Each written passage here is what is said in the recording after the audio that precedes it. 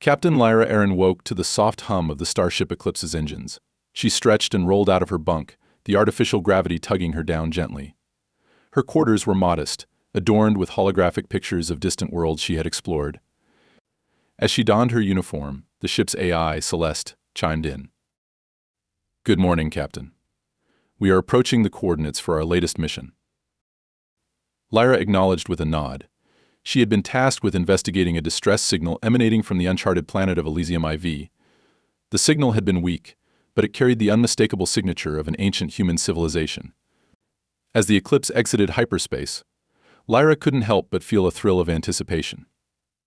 She had always been driven by a need to redeem herself after the failed experiment that had cost her team their lives.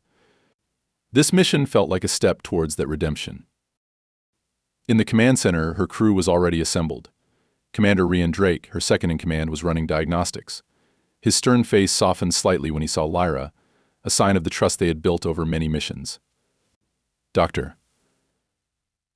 Alara Voss, the ship xenobiologist, was reviewing the data on Elysium IV's ecosystem, her eyes alight with intellectual curiosity. Lieutenant Zara Cole, their expert pilot, was preparing for atmospheric entry, her fingers dancing over the controls with practiced ease. "All systems go," Captain Rian reported, his voice steady. "Excellent," Lyra replied. "Zara, take us down." The Eclipse descended through the planet's atmosphere, breaking through dense clouds to reveal a lush, verdant landscape. Towering trees with luminescent leaves swayed in the breeze, and strange, bioluminescent creatures flitted through the air. They landed in a clearing near the source of the signal, and the crew disembarked. The signal led them to a massive, ancient structure partially buried in the jungle. Its architecture was unlike anything Lyra had ever seen, smooth, sleek, and covered in intricate carvings that seemed to shimmer with an inner light. These carvings. "They don't match any known civilization," Alara said, her voice tinged with awe. As they explored the ruins, they discovered a central chamber filled with advanced technology. In the center stood a large, crystalline obelisk, pulsating with energy. Lyra approached it, her curiosity piqued. This must be the source of the signal, she mused. But what is it? Before she could investigate further, the obelisk emitted a blinding flash of light. The crew was enveloped in a wave of energy, and when the light faded, they found themselves in a different place entirely. They stood in a vast, desolate landscape. The sky was a tumultuous swirl of dark clouds, and the ground was cracked and barren. The obelisk still stood before them, but it was now cracked and dormant. "Where are we?" Zara asked, her voice trembling. Rian checked his instruments. "It looks like we're still on Elysium IV, but this is a different version of it." Lyra realized they had been transported to an alternate dimension. The obelisk was a gateway, and they had crossed over. As they surveyed their surroundings, they saw signs of a once thriving civilization now in ruins. Buildings lay in rubble, and the air was thick with an oppressive sense of loss. "We need to find a way back," Lyra said firmly. "But first, we need to understand what happened here." As they explored, they encountered a lone figure, a tall, humanoid alien with silvery skin and glowing blue eyes. He introduced himself as Kael, the last survivor of Elysium IV. "I am the guardian of the obelisk," Kael explained. "Our civilization was advanced, but we tampered with forces beyond our understanding. We created the obelisk to explore other dimensions, but it unleashed a catastrophe that destroyed our world." Kael revealed that the obelisk had fractured the fabric of reality, causing a dimensional rift. To prevent further destruction, he had sealed the obelisk, but it had been reactivated by the Eclipse's arrival. "We must repair the obelisk and close the rift," Kael said, "but it will require immense energy and precise synchronization." Kael led them to the heart of the ruins, where a massive, dormant power core lay buried. It was the source of energy that had once powered the obelisk. To reactivate it, they needed a rare crystal known as the Helion shard, which was located deep within the planet's core.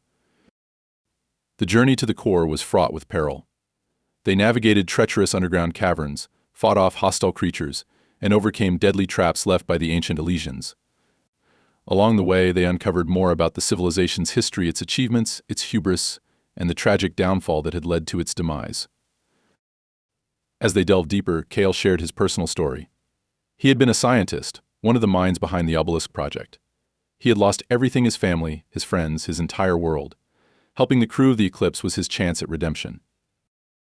Reaching the planet's core, they found the Hylian shard guarded by a massive, sentient guardian, a remnant of the Elysians' advanced technology. It was a formidable adversary, and the battle that ensued was fierce and intense. Using their combined skills and teamwork, they managed to defeat the guardian and retrieve the shard. Returning to the surface, they placed the Hylian shard into the power core. As it activated, the ground trembled, and a beam of energy shot up into the sky, linking with the obelisk. The obelisk began to glow, and the dimensional rift started to stabilize. "Now comes the hard part," Kael said. "We need to synchronize the energy flow perfectly to close the rift without causing another catastrophe." The crew worked tirelessly, guided by Kael's expertise. Lyra coordinated the efforts, ensuring everyone played their part. The process was delicate, and any mistake could be disastrous. As they approached the final phase, a new threat emerged: a group of marauders who had been attracted by the obelisk's energy. The marauders, led by a ruthless warlord named Draven, demanded the obelisk's power for themselves. A fierce battle erupted, with the crew fighting to protect the obelisk and complete the synchronization. It was a chaotic, desperate struggle, but they managed to fend off the marauders and finish the process. With a blinding flash of light, the rift closed, and the obelisk stabilized. The dimensional barrier was restored, and the desolate landscape began to heal. The ruins glowed with renewed energy, and life started to return. As the crew prepared to leave, Kael expressed his gratitude. "You have given my world a second chance. Thank you." Lyra smiled. "You helped us just as much, Kael." This was a team effort. They returned to the Eclipse, and as they ascended into space, a new signal appeared on their scanners, emanating from a distant, uncharted region of space. It was faint, but unmistakably similar to the one they had followed to Elysium IV. Lyra felt a familiar thrill of anticipation and curiosity. Set a course for the coordinates she ordered.